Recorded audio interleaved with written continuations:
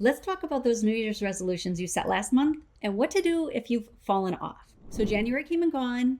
And if you're anything like most people, the whole new year, new you energy might have fizzled out or not hit quite the way that you expected it to or would have liked it to. So, maybe you tried setting big goals, found yourself stuck or overwhelmed. Overwhelm is a really big one in these situations. Let's start with starting a new habit is really difficult. It can be extremely difficult. I want you to stay with me because it is normal to set goals or resolutions in January and have them fall off. An exceptionally large percentage of people experience this. So you're not alone in that. There's nothing wrong with you, and it absolutely does not indicate that you can't succeed in these goals. It's that perhaps to this point, you don't have the proper tools or accountability or something. So what we're going to talk about today is how that you can re-engage those goals and how you can set it up this time so that you thrive in and succeed in whatever it is that you set out to do.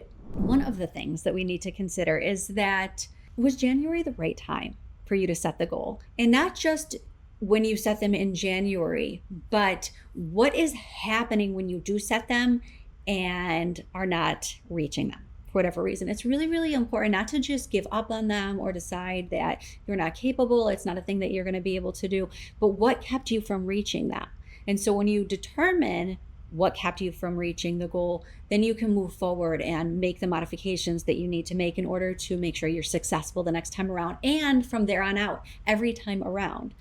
So let's talk about January though, since we're in February now and January has just hit, and I know that New Year's resolutions went through the roof and then so many of them plummeted.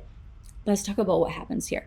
First of all, let's just acknowledge that January can feel like a really chaotic time of year. That might sound kind of weird. It was November and December that were chaotic, right? With all the holidays. January, not so many holidays. Things have quieted down. The kids have gone back to school. So what's the problem? Well, there is a problem. The thing is that there is still some chaos because it's the chaos of getting back into the flow. Seemingly, it should be easy to slide back into your normal routines and habits. Getting out of them for a period does make it a little more difficult to slide back into them. One of the things to consider is when you were so busy running through November and December and the holidays and traveling or having people come in and all the cooking and getting completely out of your schedule. If you have school-aged kids, the kids were home with you, that throws a whole wrench in things. So when all of that happened, and you came to the end and they went back to school and things started falling back into place for how things normally run when everybody is out of the house and everybody's in their groove. Did you take the time to refresh, to rejuvenate? If the answer is no, I'm not shaming you, I'm enlightening you. You went through the chaos and you did not come out of the chaos. All of that stuff that was going on is still with you. So without taking an actual real opportunity to refresh, reset, rejuvenate, that stuff doesn't leave you. You're still carrying it. So now if you're thinking, okay, but I had a break over the holidays, so wasn't that time to rejuvenate, refresh? You tell me, is that what you did? Were you cooking? Were you cleaning? Were you hosting friends and family? Were you doing all of the holiday shopping? Were you traveling to see people? Or were you actually refreshing and rejuvenating during that time off? My bet is if you're listening to this right now, it's because you weren't taking that downtime, even if it was time off from school, time off from work, time that maybe you didn't work in your business. If you weren't refreshing and rejuvenating, that carried with you into January and is possibly why going into those new exciting goals didn't really carry you through to the end of reaching those goals. It fizzled out. So right now, something to consider is, was that something that happened with you? Now, the other thing is, and this is very big with goal setting across the board, not just in January, what mindset hurdles did you encounter? Did you even notice that you were encountering mindset hurdles when you set those goals or resolutions and as you were trying to attend to them? Were there things that were coming up, hurdles, hindrances, things that were maybe fear factors were coming up for you? What were the mindset things? I can almost guarantee you they were. When we set any new habits, any new goals, any new desires, and we try to take steps forward into them, at some point the mindset stuff does come up. Some kind of resistance comes up for some reason. And so I'd encourage you to think about what was that? And if you did engage it, how did you work through it? If you didn't work through it, this is what we're going to be doing going forward. So enough of why it didn't work. Maybe you weren't as rejuvenated as you thought you were supposed to be, and engaging in some form of regular self-care to get that rest and rejuvenation that you need. And I don't mean you need to take another week off unless that's what you decide you want to do. But what I mean is look back at some of my self-care videos when I talk about how you can integrate self-care into your days every single day, all throughout the week, so that you are constantly feeding back into yourself. So you don't have to take the full week off because you've become overwhelmed or burned out, if that's the case. Right? So feeding back into yourself constantly. Go back and watch some of those videos when we're done here and implement those habits as part of your goal setting going forward. So now that we're in a more stable environment, we've got the self-care and the rejuvenation and all of those things are into our calendars. We have committed that this is going to be part of the process. Looking at how specific were your goals? Were they specific enough? So we've heard of SMART goals. There's all sorts of other acronyms that people use for goal setting, and they're fantastic. I don't necessarily use one specific acronym to set my goals, but there are a few foundational rules that I follow every single time I set goals and every single time that I set goals with clients or with my workshop students. And so one of those things is, yes, you do need to get specific with your goals. So something like, I want to lose 30 pounds, or I want to enroll 30 new clients into my program, or I want to make a certain amount of money. That is only a starting point. It's a great starting point, knowing what you want, but it's only a starting point. It's not a path to get there. And so without being very, very descriptive about what that path looks like to get there, we're missing a key piece in attaining that goal. Stepping back and going, was I specific enough? Now, how do you know if you were specific enough? Did you have your step-by-step guide and what you were going to do every single day? So when you have a bigger goal, maybe you plan out for a year, maybe you plan out for the quarter, maybe you just plan out for the month, whatever it is, you still need to step it back. So if we plan for the year, what does that look like for the quarter? For the quarter, what does that look like for the month? Then down to the week. We want to get down to the day. What are the things that I need to be doing every single day to attend to this goal? This is what you were asking yourself. So with that said, when you wake up in the morning, do you have a specific direction you are headed, and you have a checklist of things that you know you are going to attend to that day, and these are the things that are going to propel you forward into that goal? If not, it is time to get more specific. Now, when I talk about these steps in the next video, it's actually gonna be 2 weeks from now that it comes out, I'm also talking about habits. So you're definitely gonna wanna tune in for that. Matter of fact, if you're not already subscribed to my channel, subscribe now so that when that comes out, we can start talking about the habits that you need to be implementing in order to attend to those goals. With that said, now we have already looked at what didn't work.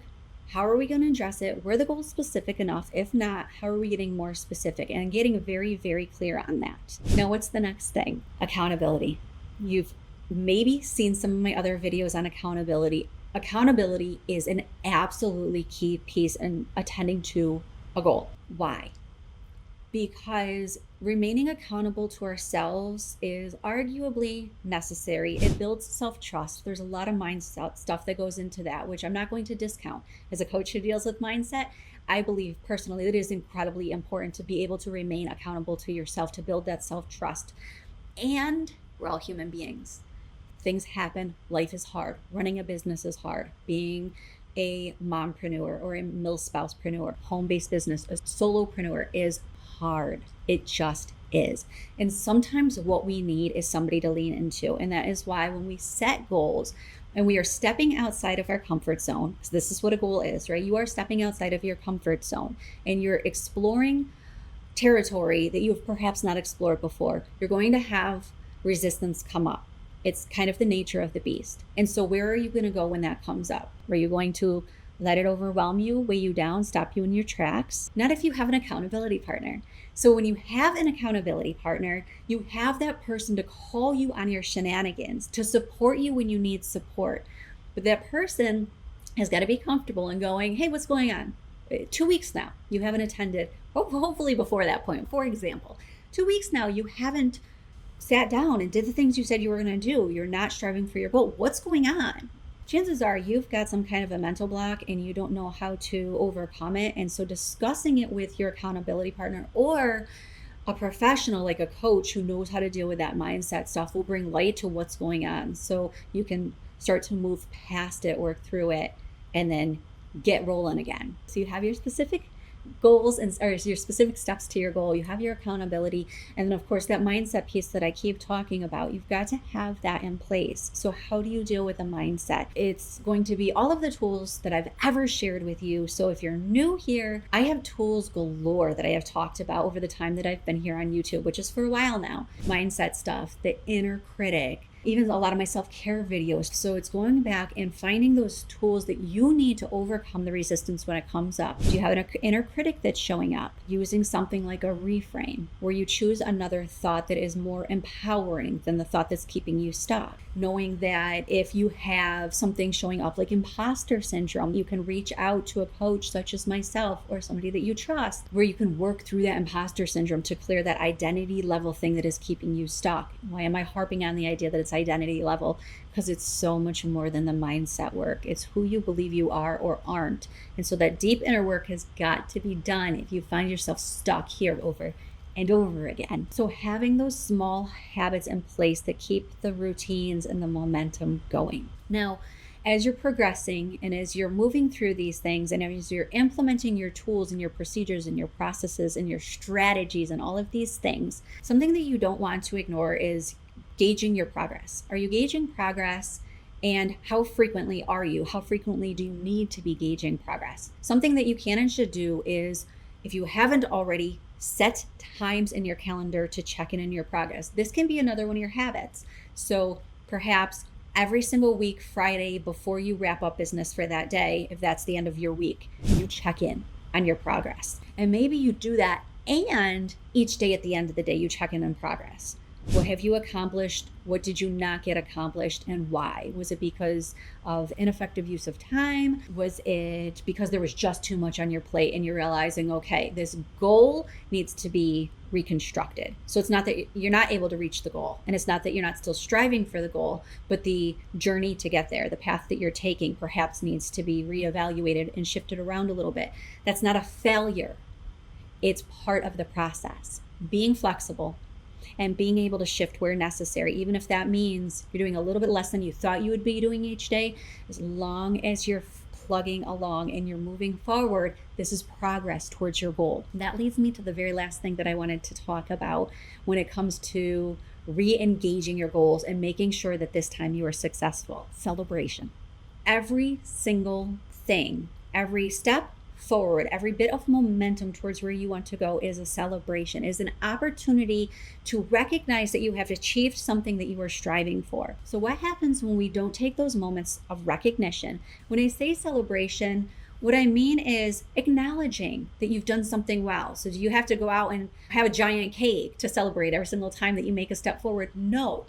However, some form of celebration every time you take a step forward. So that might just be pausing for a moment and enjoying the sensation of making that progress, sitting in the joy or the pride or whatever it is that you're experiencing. It might be just giving yourself kudos in your head. Girl, I see you. You did that thing. Good job. I'm proud of you. And you've had the moment and you've felt it and experienced it, and then you can move forward. Here's why this is important. Besides recognizing that we've done and acknowledging that there's forward movement so that we are seeing it as it's happening, besides building the self-esteem that's happening there and the self-trust and the self-confidence and all those things that are happening under the surface, it's about what's not happening.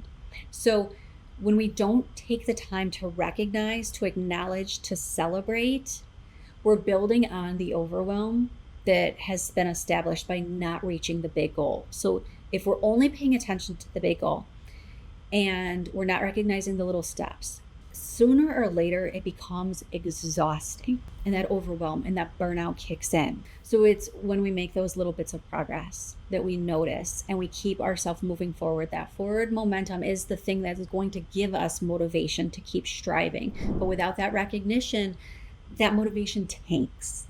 And so when I say celebration, I know, oh, she's a life coach, cheer, cheer, cheer. It's not just about that. Scientifically, there is something that is happening in your brain. You're keeping the momentum going. You're building yourself. You're building who you are and knowing what you're capable of. You're giving yourself those gifts to continue to grow as a business owner and as all the other things that you are in life as a whole entire person. So what we've covered today, reflect on where you came from in the goal. Have you fallen off? It's okay. Giving yourself grace, not beating yourself up. What went wrong? What needs to be adjusted? It's just facts. It's not an opportunity to pummel yourself for not doing right. We're just looking at the facts. What didn't work? How do we need to move forward in that? Implementing very specific steps to the goals, creating habits around those things, having some form of accountability outside of ourselves to lean into, having the mindset tools that you need, and those celebrations.